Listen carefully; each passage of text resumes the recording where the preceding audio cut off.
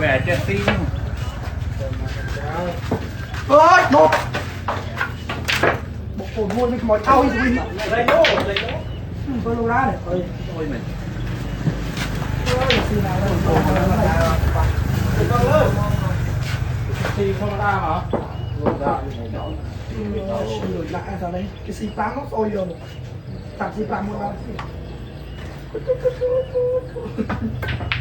tới bạt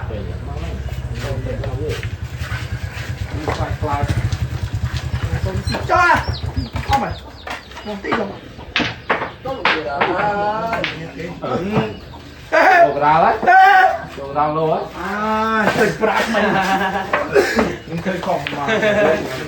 đây nhưng mà nhốt tên cao chứ mà nhưng mình anh chứ anh nói chuyện con play nghe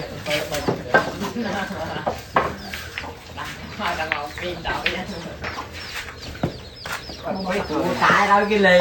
trời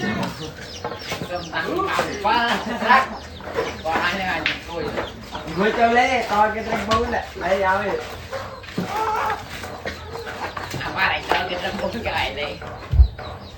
cho anh trăng bún nào mà đồ pizza chơi chọc kia mà đi mua nào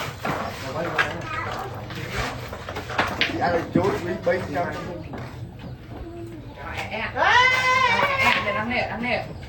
có không? Lát bị à đâu đâu bây giờ cho show show lại rồi tôi thôi đây đấy nè bạc ram pha đấy thì chặt nó có tính bây giờ tính nên đâu mấy đất hai ba lần đây cái mặt nó vài chiếc ra trong người là được mà rồi đào lỗ anh bạn